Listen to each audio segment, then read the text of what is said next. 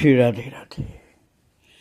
भक्तों, ज्ञान में आगे बढ़ने के लिए जिज्ञासा का होना आवश्यक होता है। बिना जिज्ञासा के कोई ब्रह्म की प्राप्ति कैसे कर सकता है। इसीलिए तो भगवान वेदव्यास जी महाराज ने ब्रह्म सूत्र में अथातो ब्रह्म जिज्ञासा से प्रारंभ किया है। ब्रह्म की खोज की है। ब्रह्म की प्राप्ति भी जिज्ञासा के बिना नहीं हो सकती है। और श्री संतदास जी महाराज जब काशी में रह रहे थे तब उनको एक दिन एक ज्योतिषी से भेंट हुई थी और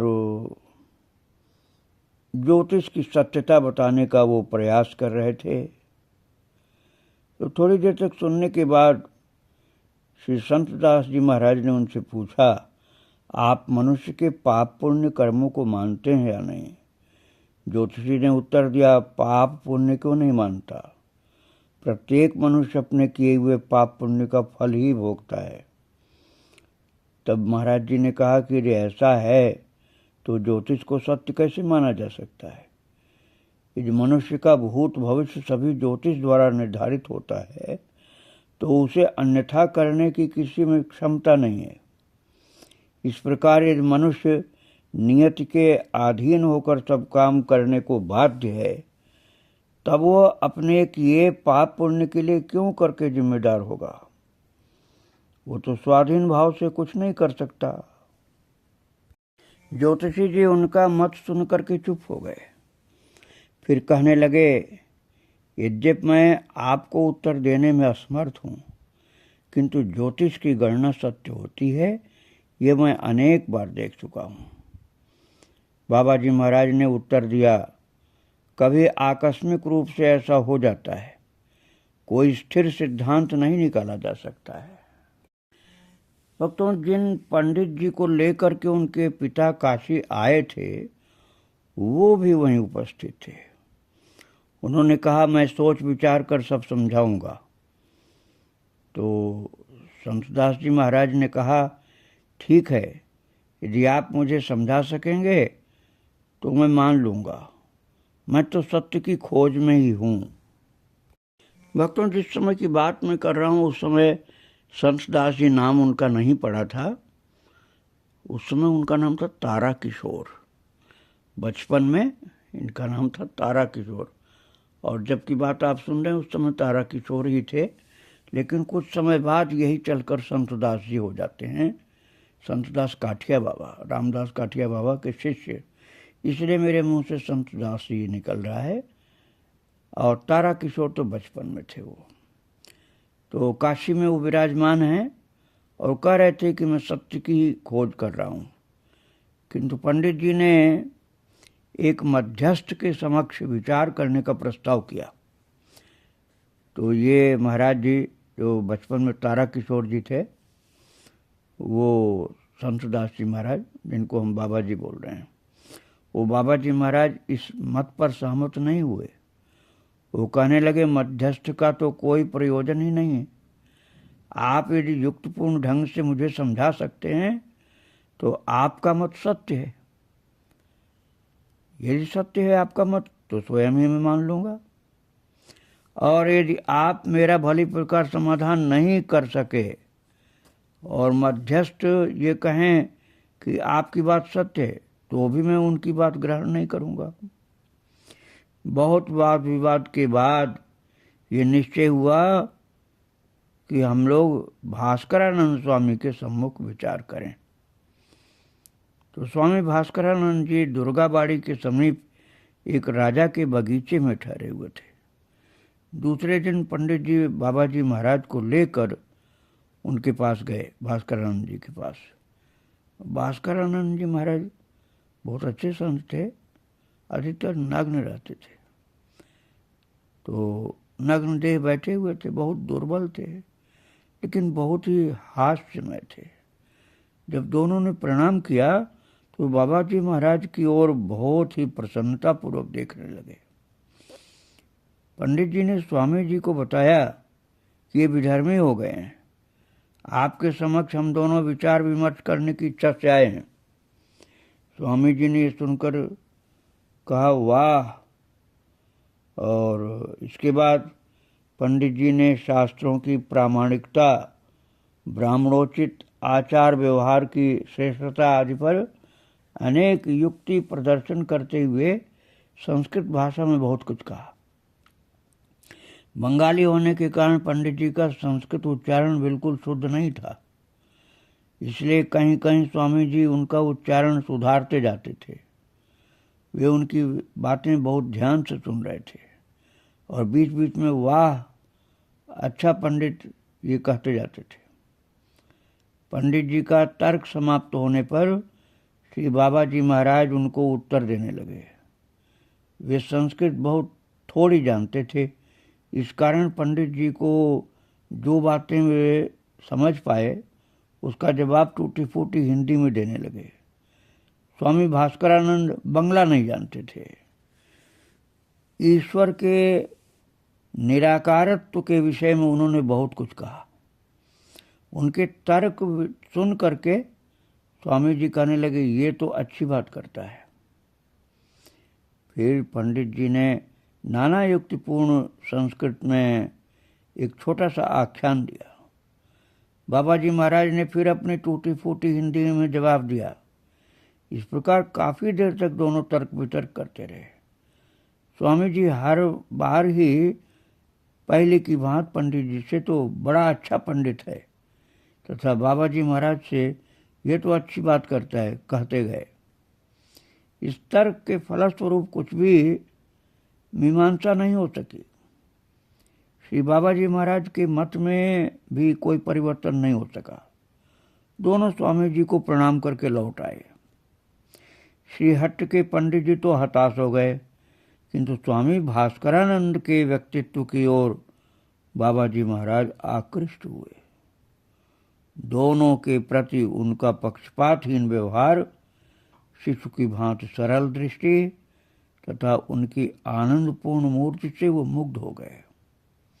वो उनके पास अक्सर जाने लगे। स्वामी जी भी उन्हें पास बुला करके बातचीत करते। एक दिन जब वो स्वामी जी के समीप बैठे थे तो जिस राजा के बाग में वो ठहरे हुए थे वो राजा आए। स्वामी जी ने राजा को बाबा जी महाराज से कथा वार्ता करने का आदेश दिया और राजा ने सबसे पहले उनसे यही पूछा कि वो किसके शिष्य हैं। बाबा जी महाराज ने नकारात्मक उत्तर दिया तथा बताया कि भगवान ही मेरे पथ प्रदर्शक हैं। बात ये भक्तों की तब तक रामदास काठिया बाबा से भेंट नहीं हुई थी महाराज जी इनकी, संतदास जी महाराज की। तो ये सुन करके राजा ने उनके प्रति अवज्ञा का भाव दिखाया, क्योंकि तब तक कोई उनके गुरु नहीं थे। तो इसके बाद स्वामी जी उनसे बातचीत करने लगे। कथा प्रसंग में बाबा जी महाराज ने उनसे पूछा कि ब्रज को किस प्रकार जाना जा सकता है।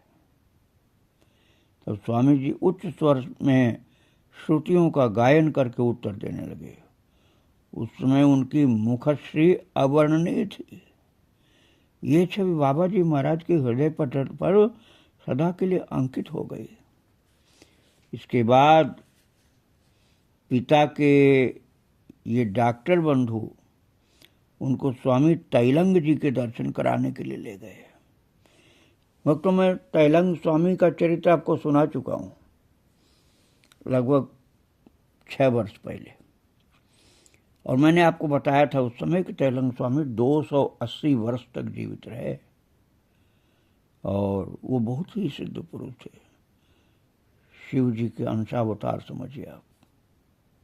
शिव जी की ज्योति उनके अंदर प्रविष्ट हो गई थी। तो तैलंग जी का दर्शन कराने के लिए डॉक्टर बंधु ले गए। वहाँ जाकर स्वामी जी के विषय में ये मालूम हुआ कि उन्होंने 3 महीने से कुछ आहार नहीं लिया है तथा एक यज्ञ करने की चेष्टा में हैं। दोनों ने जाकर दर्शन किए। वो उस समय छत पर थे। डॉक्टर बाबू ने साष्टांग प्रणाम किया, किंतु बाबा जी महाराज ने नमस्कार किया। क्योंकि तब तक ये रामदास बाबा के शिष्य नहीं बने थे, एक जिज्ञासु थे। तो बाबा जी महाराज ने अर्थात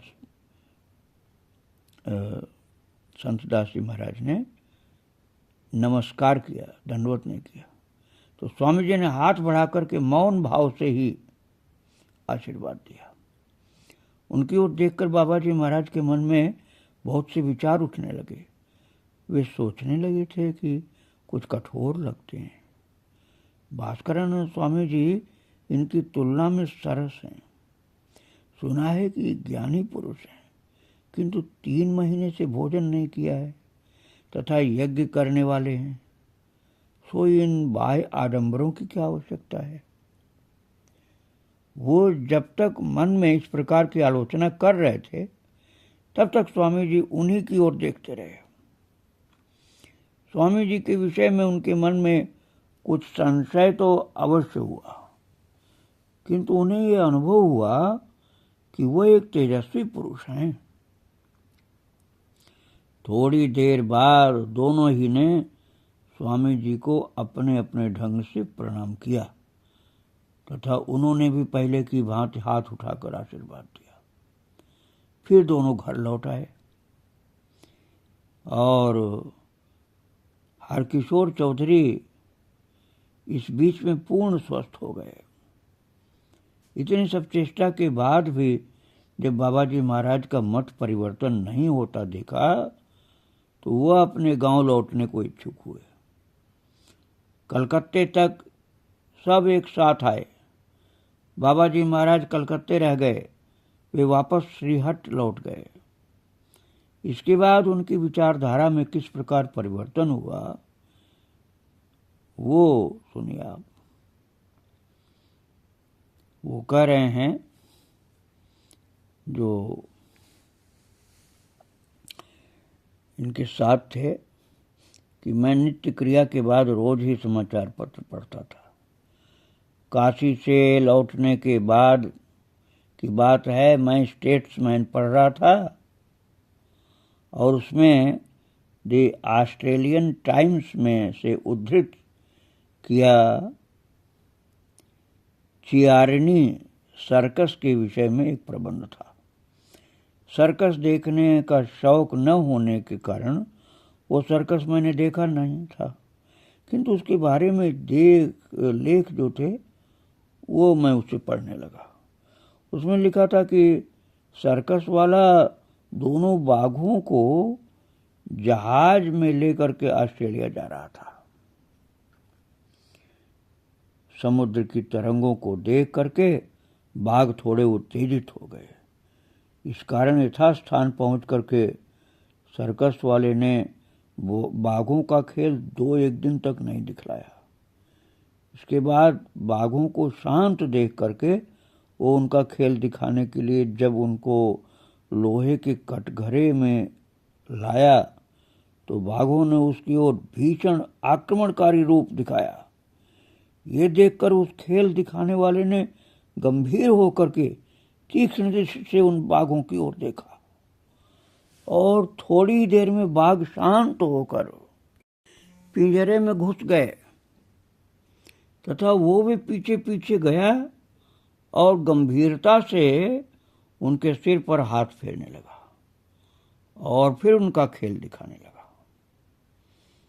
ये घटना पढ़ करके महाराज बड़ा आश्चर्य हुआ और वो कहते हैं कि मेरे मन में एक अद्भुत विचार आया। सोचा कि बाघ जैसा हिंसक पशु भी साहब की दृष्टि से अभिभूत हो गया, तो ये क्यों करके हुआ। अंत में इस परिणाम पर पहुंचा कि साहब की आभ्यंतरिक वशीकरण शक्ति ही उसके नेत्रों द्वारा उनमें भी प्रविष्ट होकर के उनकी पार्श्विक वृत्ति को दूर करने में समर्थ हुई। इस सिद्धांत पर पहुंच करके कहते हैं कि मेरे मन में विचार आया कि जैसे हमारे देश में मान्यता है कि गुरु शक्ति से समस्त पार्श्विक वृत्तियां विशुद्ध हो जाती हैं और इसी कारण शक्ति संपन्न गुरु का आश्रय ग्रहण करने की जो प्राचीन प्रथा है वो सारहीन तथा व्यर्थ नहीं है। इस प्रथा को जो मैं कुसंस्कार मानता रहा हूं वो उचित नहीं है। भक्तों, संतदास जी कहते हैं कि ब्राह्मण केवल अपनी स्वार्थ सिद्धि के लिए गुरु दीक्षा लेना आवश्यक बताते हैं। ऐसी जो मेरी धारणा थी वो भ्रमपूर्ण लगी, क्योंकि जो मैंने बाघों को वश में करने की दृष्टि वाली शक्ति सुना कि दृष्टि के द्वारा बाघ हिंसक जो थे वश में हो गए, तो मुझे लगा कि दीक्षा में कुछ शक्ति ऐसी होती होगी। महाराज जी का कहना है कि इसी विचारधारा के साथ ही साथ जड़ विज्ञान और मनोविज्ञान के विषय में मैंने जो कुछ पढ़ा था उसके सब सिद्धांत मेरे मन में आए। मुझे लगा कि मनुष्य का शरीर एक यंत्र मात्र है। ये उसकी आभ्यंतरिक तड़ित शक्ति उसके शरीर से प्रत्येक की आभ्यंतरिक तड़ित शक्ति द्वारा परिचालित होता है और प्रत्येक की आभ्यंतरिक प्रकृति के अनुरूप ही तड़ित शक्ति उसके शरीर से निश्चित होकर बाहरी वस्तुओं में प्रविष्ट होती है। उसकी इच्छा शक्ति जितनी प्रबल होगी उतनी अधिक परिणाम में वो दूसरों में संचारण कर सकती है। हाथ की उंगलियां बिजली के पॉइंट्स के समान हैं। उसी के द्वारा प्रत्येक की आभ्यंतरिक तड़ित शक्ति अपने आप ही निश्चित हो दूसरे में संचालित होती है। भक्तों, ये तो आप लोगों ने मानस में भी पढ़ा है, यहाँ कुमड़ बतिया को नाही जे तर्जनी देख मर जाए। तो तर्जनी उंगली को देख करके कोहड़े की बतिया अर्थात छोटा कुमड़ा मर जाता, सूख जाता है। कैसे? तर्जनी उंगली में कोई न कोई शक्ति होती, इसलिए ऐसा होता है। तो बाबा जी महाराज अर्थात संत दास जी इस प्रकार के अनुभव प्राप्त करने लगे कि एक व्यक्ति की दृष्टि के द्वारा दो बाघ अपनी हिंसा वृत्ति छोड़ करके वश में हो गए। तो उन्होंने समझना शुरू किया कि दीक्षा वाली बात गलत नहीं हो सकती। और वो कहते हैं कि शायद इसी कारण हमारे देश के ऋषिगणों ने स्पर्श के गुण दोषों का वर्णन किया है। पहले इन बातों को नहीं मानते थे महाराज जी। अब वो सर्कस वाली बात पढ़ करके सुन करके विचार करने लगे। इस प्रकृतिगत गुण के कारण ही देश में संभवतः जाति भेद भी प्रवर्तित हुआ। इस प्रकार महाराज जी कहते हैं कि मेरे मन में अनेक विचार आए और एक ही घंटे में मेरी विचारधारा बदल गई और मैं नया आदमी बन गया। जो कहीं कुछ मानने को तैयार नहीं थे, विश्वास नहीं करते थे, अब उनमें परिवर्तन हो गया। मैंने इन सब चिंतनीय विषयों के बारे में अनेक दिन तक किसी को नहीं बताया। स्वयं भली भांति विचार करता रहा, चिंतन करता रहा, लेकिन जितनी ही गंभीरता से सोचता उतने ही हिंदू धर्म के आचार विचार के प्रति मेरा विश्वास दृढ़ होता जाता। ब्राह्म समाजी होने के कारण मैंने जो सब विलायत जाने का संकल्प किया था वो भी परित्यक्त हो गया। 24 परगने के अंतर्गत मंजिलपुर ग्राम निवासी कालीनाथ, पूरा नाम उनका कालीनाथ दत्त था। महाराज जी कहते हैं वो मेरे ब्राह्म बंधु थे और मेरे प्रति उनका प्रगाढ़ मैत्री भाव था। वे ब्राह्म समाज में रहकर भी किसी योगी संप्रदाय से जुड़े हुए थे तथा गुप्त रूप से साधन करते थे, ऐसा मैंने सुना। जब मेरा मानसिक परिवर्तन हुआ तो मैंने गुरु शक्ति आदि विषयों पर उनसे बातचीत की। उन्होंने बताया कि वो स्वयं सभी सद्गुरु लाभ करके सब कुछ अनुभव कर रहे हैं, किंतु ब्राह्म समाजी इन बात को नहीं मानते हैं। इस कारण उन्होंने इस विषय में किसी से बातचीत नहीं की। लेकिन अब जैसा कि मैंने बताया तो उन्होंने दृढ़ता से इन सब बातों की सत्यता पर जोर दिया। मैंने उनसे कहा कि यदि कोई इस प्रकार का शक्ति संपन्न पुरुष उनकी दृष्टि में हो तो वो मुझे उससे मिलाएं। तो वो अतिशय आनंदित होकर कहने लगे कि उनके गुरु तो देह त्याग कर चुके हैं, लेकिन उनके स्थान पर जो अन्य पुरुष हैं उनके पास ले जाएंगे। इस बातचीत के थोड़े दिन बाद ही पूजा की छुट्टी में कॉलेज बंद हो गया। बात यह भक्तों के अधिक पढ़ा लिखा आदमी जल्दी से श्रद्धा विश्वास नहीं करता। उसको हर जगह शंका रहती है, जिज्ञासा तो रहती है, लेकिन विश्वास और श्रद्धा से दूर रहता है। जिज्ञासु ही जिज्ञासु रहता है। हर जगह खोजबीन करना, हर जगह किसी चीज़ को जल्दी मानना नहीं है। ऐसा स्वभाव पढ़े लिखे व्यक्ति का होता है। जिज्ञासा होती है, आर्गुमेंटल होता है, हर चीज़ में तर्क करता है, लेकिन जब उसकी बुद्धि के बाहर की बात आती है, उसकी बुद्धि से परे कोई बात आती है, तब वो सोचने लग जाता है कि ये क्या है। तो महाराज जी कहते हैं कि मैं घर गया और मेरे विचारों में कुछ परिवर्तन आया है। ये जानकर पिताजी कुछ संतुष्ट हुए। यद्यपि मैं शास्त्र लिखित आचार विचार के प्रति आकृष्ट हुआ था, किंतु वर्तमान हिंदू समाज शास्त्रों के अनुरूप समाज है, इस पर मुझे संदेह था। मुझे लगा कि वर्तमान जाति भेद वैज्ञानिक नहीं है, इसके द्वारा प्रकृत परिचय नहीं हो सकता है। वर्तमान समाज न तो प्रकृतिगत भेदों के ऊपर स्थापित है और न इसका आधार व्यवहार ही, न तो आचार विचार ही वैज्ञानिक है। ऐसी आस्था देख करके हिंदू समाज में भी प्रविष्ट होने की मेरी इच्छा नहीं थी। और कहते हैं कि ये सब देख करके महाराज उनके पिताजी ने उन्हें फिर से उपवीत धारण करा के हिंदू समाज युक्त होने के लिए बाध्य किया, लेकिन वे इस पर सहमत नहीं हुए। जैसा कि मैंने अभी आपको बताया ना कि पढ़ा लिखा आदमी जल्दी विश्वास नहीं करता, लेकिन एक बार जब वो अच्छी प्रकार से अपने तर्कों का, अपनी जिज्ञासाओं का समाधान पा ले तो बहुत पक्का भक्त होता है, बड़ा सच्चा निश्चय होता है। तो महाराज जी इसी प्रकार के जिज्ञासु थे। और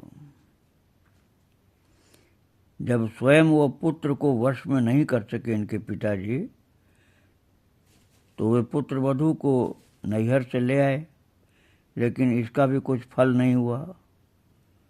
श्री माता जी अब बाबा जी महाराज के साथ रहना चाहती थी। खैर कुछ दिन अपने घर और ठहर करके फिर बाबा जी महाराज कलकत्ता और लौट आए और द्विजदास दत्त के साथ एक स्थान पर ही रहने लगे।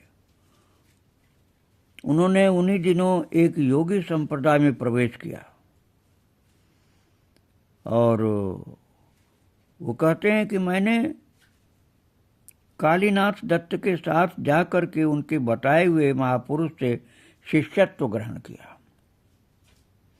उनका नाम जगत चंद्र सेन था। वे गृहस्थ थे तथा किसी ऑफिस में क्लर्क थे। उनके संप्रदाय में एक अति उच्च अंग का प्राणायाम साधन प्रचलित था, जो कि साधारणतः इधर प्रचलित नहीं है।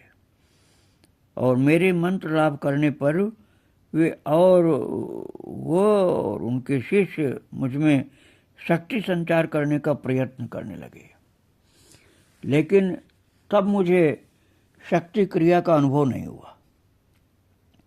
और मेरे गुरु का निवास स्थान मेरे स्थान से दूर था, इस कारण रोज शाम को वहाँ जाना मेरे लिए संभव नहीं था। मैं उनके दिए हुए नाम का स्मरण तथा भजन घर पर ही करता था।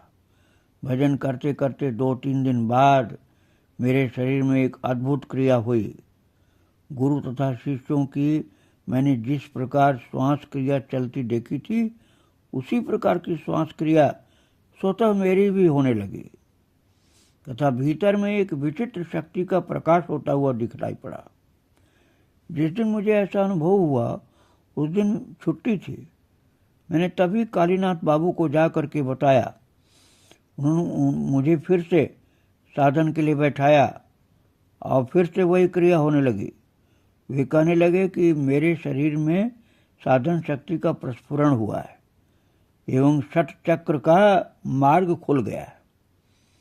ये सब स्वतः कैसे हुआ, इस पर उन्होंने विस्मय अवश्य किया।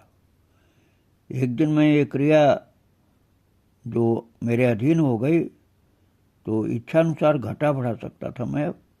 जब कॉलेज बंद हुआ तो मैं गुरु जी के पास जा करके साधन करता तथा इस तरह धीरे धीरे इस साधन के प्रति आसक्ति बढ़ती गई। तो मेरे गुरु जगत बाबू ने थोड़े दिनों बाद नौकरी छोड़ दी तथा अपने पैतृक घर में जाकर रहने लगे। एक बार वो कलकत्ते में मेरे घर के समीप भी आकर रहे। यहाँ वो बीमार हो गए तो मैं उन्हें देखने गया, तो उन्हें खूब तेज बुखार था। मुझे देख करके बड़े प्रसन्न हुए और उठकर बैठ गए। फिर वेग के साथ प्राणायाम आरंभ करके मेरे शरीर में शक्ति संचार करने लगे। मैं भी साथ ही साथ प्राणायाम करने लगा। शरीर में खूब क्रिया होने लगी। अंत में प्रसन्न होकर कहने लगे कि आज तुम्हारे मूलाधार से द्विदल पर्यंत 6 चक्रभेद हो गए हैं, और कुछ अधिक चाहते हो? तो मैंने कहा, आपकी जो इच्छा हो वही करें। तो उन्होंने कहा, आज इतना ही रहने दो, इसी को अपने वश में करो। इस प्रकार से एक बार वे षट चक्र भेदी होकर के अनुभव कराए और अपने भाव में लीन फिर घर आया मैं और साधन करने लगा। इस साधन की ओर मैं विशेष रूप से आकृष्ट हुआ तथा मन लगाकर अभ्यास करने लगा। इस प्रकार योगी संप्रदाय में प्रविष्ट होकर साधनादि करते हुए ब्राह्म समाज से उनका संबंध पूर्ववत रहा। प्रत्येक रविवार को उपासना में योगदान करते रहे। तभी उनके पिता पुत्र वधू को लेकर के कलकत्ता आए। कुछ दिन वे सब द्विजदास के साथ ही रहे। बाद में तीनों राजा लेनी स्थित एक मकान में आ गए। भक्तों, इस प्रकार से योगियों की संगति से भी बहुत प्रभावित हुए, किंतु आगे चल करके वो वकील बनते हैं और हिंदू समाज में फिर प्रवेश करते हैं। उस बात को मैं सुनाऊंगा। आज महाराज जी को प्रणाम करके यहीं विराम दे रहा हूँ। श्री राधे राधे, जय श्री राधे।